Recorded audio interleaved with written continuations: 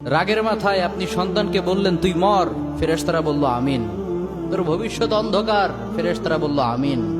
রেগে মেগে আপনি আপনার মেয়েকে বললেন জীবনেও তোর কপালে স্বামীর ভাত জুটবে না, ফেরেশতারা আবারও বলল আমিন। আচ্ছা, আপনি না সেই ব্যক্তি যে তার নিজের জীবনের চাইতেও সন্তানকে বেশি ভালোবাসেন?